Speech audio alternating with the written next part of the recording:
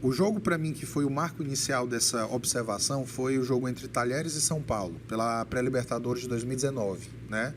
Em que eu conheço o tamanho do São Paulo para o futebol sul-americano. E eu sabia quem era o orçamento do Talheres para a grandeza do São Paulo, né?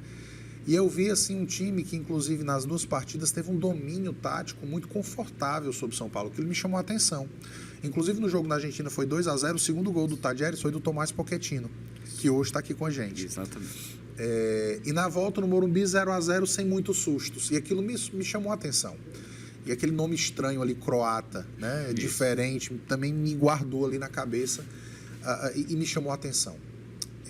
Passado um pouquinho mais de tempo, 2020, eu estou assistindo novamente Sul-Americana, Fluminense, União La Calera. Quem é que é o treinador do União La Calera? Aquele nome lá esquisito. Eu digo, peraí, vamos ver de novo o que vai acontecer aqui, né? E aí é um jogo que dá 0-0 no Chile. União La Calera, uma cidade de 10 mil habitantes. 10 mil habitantes, Kempis. Imagina aqui no centro do estado. Crateús. Pois é. E na volta ele empata 1-1 no Maracanã, passa com gol qualificado, né? Aí eu digo, peraí, de novo. Jogando muito bem, time agressivo, não se intimidando, jogando no Maracanã. E aí houve o processo da saída do do Anderson. Mas o Rogério, quando sai, deixa um DNA no Fortaleza. Isso. Uma forma de jogar agressiva, que o Marcelo sempre fala o seguinte, Alex, se a gente quiser ficar na Série A, nós precisamos, quando jogar contra os times que são nossos concorrentes, aí eu posso falar da época Chapecoense, né, Juventude, né, nós temos que pegar esses times e temos que ter coragem para tentar ganhar. Então nós precisamos ser propositivos. Na saída do Anderson, a gente ficou buscando um nome que nos trouxesse um DNA parecido com o do Rogério, de ofensividade, de propositividade, de coragem, né? E aí o Marcelo, o primeiro instinto dentro desse perfil foi o Fernando Diniz. Ele tenta fazer um contato com o Diniz recusa por entender de ficar em São Paulo por uma questão familiar e tudo mais. E aí ele me pergunta qual o nome dos estrangeiros, né? Eu sugeriria ou alguma coisa assim. E aí eu lembro que nesse dia estávamos na sala do treinador, onde é hoje o PC. Presidente Marcelo Paes, Daniel de Paula Pessoa, Sérgio Papelim e eu. Aí eu digo assim, estrangeiro que tem essa capacidade de jogo, que pegue times com baixo orçamento e leve para competições sul-americanas, eu sugeriria o Juan Pablo Vojvoda, é o nome que eu penso aqui pra gente. Aquele estranhamento, né? Quem é esse cara? O Papelinho até fez uma piadinha, vai e volta, não, Papelinho, Vojvoda.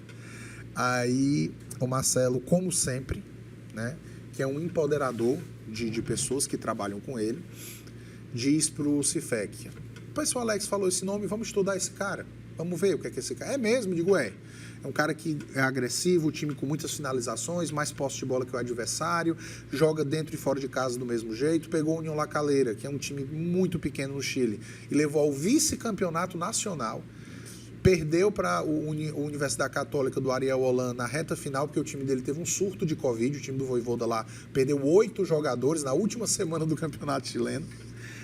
E aí ele perdeu o campeonato, mas é um cara que fez um trabalho belíssimo com um time de um orçamento muito pequeno.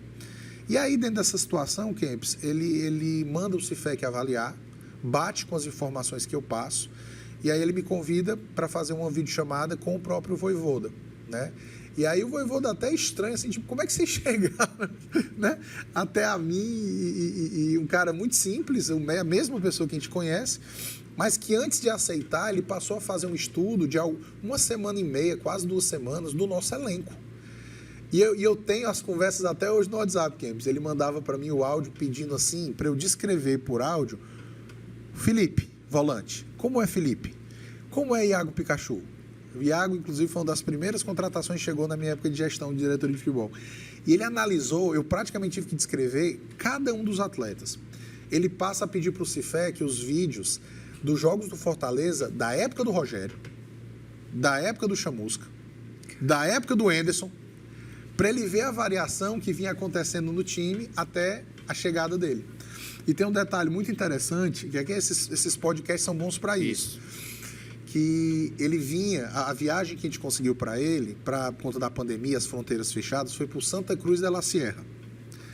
E aí o que acontece? Ele em Santa Cruz de la Sierra fazendo uma conexão, ia dormir no hotel para no outro dia vir para Fortaleza.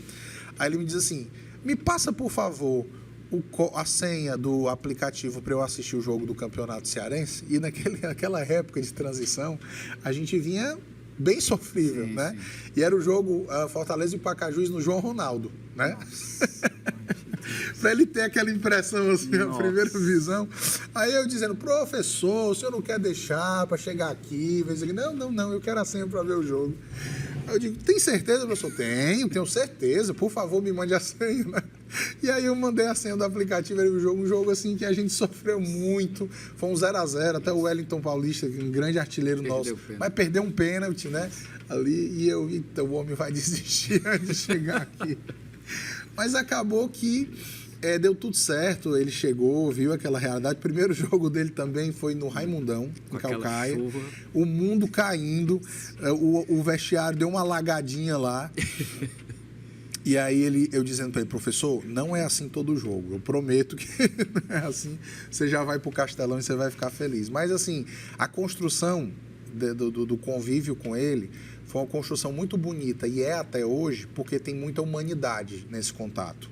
Tem muita sinceridade nesse contato. E o Vojvoda, antes de ser treinador, é um amigo. E eu não tenho medo nenhum de falar isso, com medo de que isso atrapalhe a relação profissional, de forma alguma, porque os dois lados pensam sempre no Fortaleza em primeiro lugar. É difícil você encontrar essa sinergia. Mas o Vojvoda, ele se tornou uma surpresa para mim, porque eu sabia o estrategista que ele era. Mas eu nunca imaginei, Kempis, a pessoa, o ser humano, o condutor de pessoas que ele passou a ser. Nunca imaginei, né?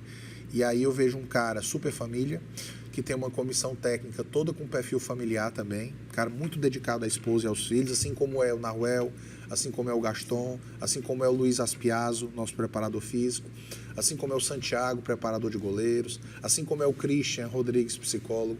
Nós temos um perfil de comissão técnica que leva para o grupo de jogadores um exemplo muito bom, né? Um exemplo muito positivo de sobriedade, de ser aquele perfil família, o perfil que o Fortaleza quer. Né? Então, isso tudo ajudou a construir o Vojvoda como uma grande liderança. Né? E o principal, para encerrar essa sua pergunta, eu vejo o Vojvoda como um cara que ama a nossa instituição. Isso é muito raro no futebol. Não é à toa que ele se tornou o treinador com o maior número de jogos nos 105 anos do Fortaleza. Eu percebo que ele é um cara, Kempis, que ele comprou a luta pelo futebol nordestino. Ele fala do nosso rival, o Ceará, com muito respeito, sem precisar fazer piada para poder ganhar ponto. Não, ele é um cara muito sóbrio. E isso é uma coisa, Kempis, que não se mantém de maneira falsa por 4 anos. Sem dúvida. Uma hora a maquiagem cai. Isso. E o Vojvoda, ele mostra que ele é assim porque ele é um cara que no seu comportamento durante os 4 anos sempre foi o mesmo. Sabe perder e sabe ganhar. Né? Mantém uma postura de respeito ao futebol cearense, ao povo cearense muito grande. Entende a importância do Fortaleza dentro desse processo de transformação do futebol brasileiro. Então, o Vojvoda, para mim, ele é um cara que entendeu a vibe do Fortaleza.